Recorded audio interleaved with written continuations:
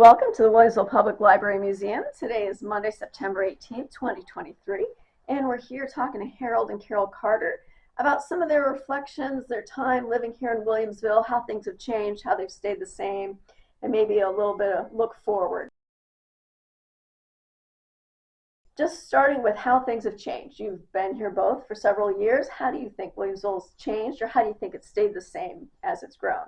Williamsville has had a dramatic change through the years, and a lot of it had to do with keeping up with the Joneses. I mean, Sherman was getting away from us.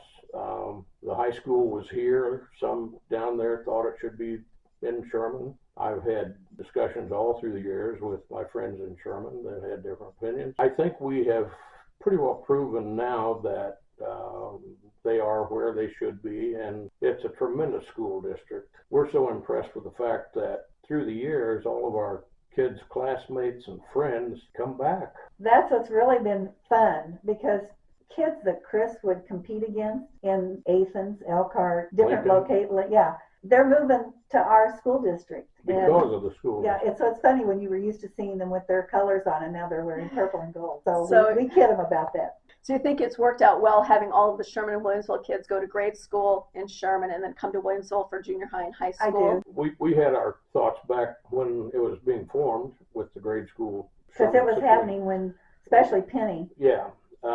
We went with the flow, I guess you might say, and it turned out great. Because when I went to school, it was separated, and we didn't actually meet the Sherman kids until junior high. And so I like it when they do have them going together all along. I think that's a good thing. With Dick Hadfield's leadership and Dave Root and now Tip Reedy. We've been really blessed with They've done a great job. Yeah. So when you think of preserving local history, because you're in the Williamsville Library and Museum, and we're doing this as part of our local history project, what do you think of preserving? What do you want to protect in terms of local history? Well, I want people to respect the park and the lake properties like has always been done, and they're being developed as we speak. The leadership is taking great care of the community to build the type of community we have. I think the museum here is a great addition to remember some of the old times, the Patterson Brothers, the Black Brothers Hardware, Lumberyard, where it all started. I just think the community evolves, and some of us are getting a lot older, and a lot of us are a lot younger. When you look back over the years, you've had a lot of people to look up to. Are there any that come to mind as mentors or people who inspired you or that you wanted to be like? I always admired the Patterson family. Carol, how about you? When I look back, I think about church was always very important, and the people, the leadership from the church, and it's so nice to see our churches still very involved in the community. Teachers were I still have teachers that I still think of. When we were working up at the Autumn on the Boulevard this weekend, it's also good to see kids that I went to school with. In fact, we ended up taking a picture, and Judy Krell and Donna Barbian and Carol Harris and me, we all graduated together in the same class. Mm-hmm. So it was really fun to see we were all there still involved in the community. And right. It's just nice to see. And I guess all of our families, Judy was from Sherman, but is very involved in Williamsville. But all of our families were from this area, and we're still here. Right. So it's great. A lot of good memories. The town has evolved increased about 5 times the population when I moved here. It's had an adverse effect sometimes on the older population. In what way? Increased cost of living without realizing the increased cost of property value. The older people don't get that realization until they die, and their property, instead of $20,000 now worth $300,000. Sure. But it's a hard pill to swallow while they're going through it. Sure. So as property taxes have gone up, that's been perhaps one of the downsides of the development and growth, is what you're saying. Property taxes have to be what they are because of the school district we have, the school facility we have. Mm-hmm. It's state of the art right Sure. now. There are kids that play football here that will not take a scholarship at a college because the college doesn't have as good a facility as they had here in Williamsville High School. Right. And that Matt Siemens boy. But the families that have built this town from the bottom up are the ones that should be preserved. as those families have grown and become part of Williamsville history, and we've incorporated new people, how do you think Williamsville is still in some ways the same? Just a Mayberry type town. Okay. And I think the garden club's been huge. Garden club is great. I think the way that, I mean, it's just you come into town and it's just so friendly.